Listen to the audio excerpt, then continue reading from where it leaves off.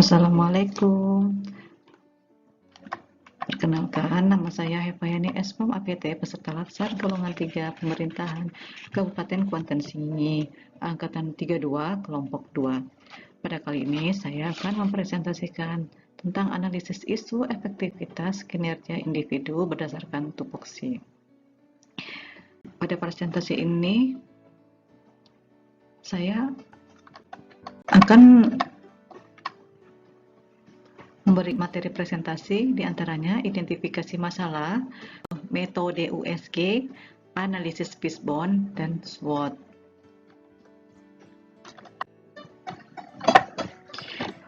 Identifikasi masalah yang pertama, pasien belum menggunakan antibiotik dengan benar. Kemudian pemberian etiket obat dalam dan luar. Kemudian yang ketiga adalah kulkas khusus vaksin COVID-19. Selanjutnya, saya akan menggunakan metode USG. Metode USG isu mana yang prioritas yang akan diselesaikan. Metode USG merupakan salah satu cara untuk menetapkan urutan prioritas isu dengan metode scoring yang dimulai dengan skala 1 sampai 5. Yang dinilai dari nilai itu adalah U, urgensi, S, seriousness, and G, grow. Di mana urgensi adalah seberapa mendesaknya isu tersebut harus dibahas dan dikaitkan dengan waktu yang tersedia. Kemudian S, seriousness adalah seberapa serius isu tersebut berdampak yang dikaitkan dengan akibat yang ditimbulkan, dan grow seberapa cepat isu tersebut berkembang menimbulkan akibat yang lebih buruk. Kemudian terdapat tiga isu yang saya analisis dengan metode USG, yaitu pasien belum menggunakan antibiotik dengan benar, punya 4, S-nya 4, G-nya 5, totalnya 13. Kemudian yang kedua, pemberian etiket obat dalam dan obat luar, punya 3, seriusnya 4, grow-nya 4, totalnya adalah 11. Kemudian nomor 3 adalah kulkas khusus sediaan vaksin COVID-19, punya 5, S-nya 5, grow-nya 5, totalnya adalah 15. Kemudian dari ketiga isu tersebut yang menjadi prioritas adalah kulkas khusus sediaan vaksin COVID-19 dengan poin 15.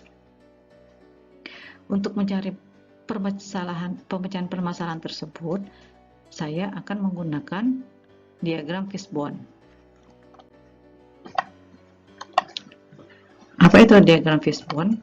Diagram fishbone untuk mencari permasalahan isu tersebut dengan menggunakan sebab akibat dari permasalahan yang ada. Masalah tersebut akan dipecahkan menjadi beberapa kategori.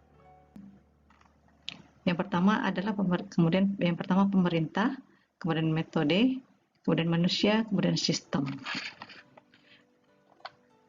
Dari metodenya yaitu belum adanya SOP penyimpanan vaksin COVID-19 di puskesmas. Kemudian dari pemerintah, kemudian dari manusia kurangnya komunikasi antara tim vaksinator, kemudian tidak adanya dana puskesmas untuk perbaikan kulkas vaksin. Dari pemerintah, terbatasnya vaksin COVID-19 di gudang Dinkes Kabupaten. Kemudian sistemnya, vaksin tersebut harus langsung didistribusikan oleh Kementerian Kesehatan. Maka harus mempunyai kulkas khusus sediaan vaksin COVID-19. Nah, untuk memecahkan masalah tersebut, saya menggunakan analisa SWOT, yaitu S-nya strength, kekuatan. Kekuatan kita di sini adanya satu apoteker 1 orang, kemudian di 3 farmasinya ada 2 orang, kemudian ketua vaksinatornya seorang bidan senior yang sudah mempunyai sertifikat sebagai vaksinator. Sedangkan kelemahannya di sini tidak diikut sertanya tenaga farmasi, apoteker maupun AA dalam tim vaksin. Kemudian pelatihan tentang vaksin COVID-19 hanya ditujukan untuk tim vaksin, bukan untuk tenaga kesehatan lainnya. Kemudian yang ketiga, harus mempunyai kulkas tersendiri khusus vaksin COVID-19. Peluang yang ada, apoteker atau AA harus mempunyai sertifikat pelatihan tentang vaksin COVID-19. Kemudian membuat shift anggota vaksinator untuk memantau suhu vaksin. Ancamannya, apabila vaksin tidak dapat disimpan dengan suhu atau temperatur yang dingin atau sesuai dengan aturan, vaksin tidak dapat bekerja secara optimal dalam tubuh pasien. Kemudian,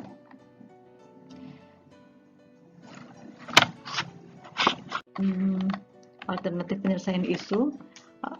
Alternatif penyelesaiannya melakukan pengecekan kulkas vaksin secara berkala. Tahapan setiap alternatif memakai dana puskesmas untuk perbaikan kulkas.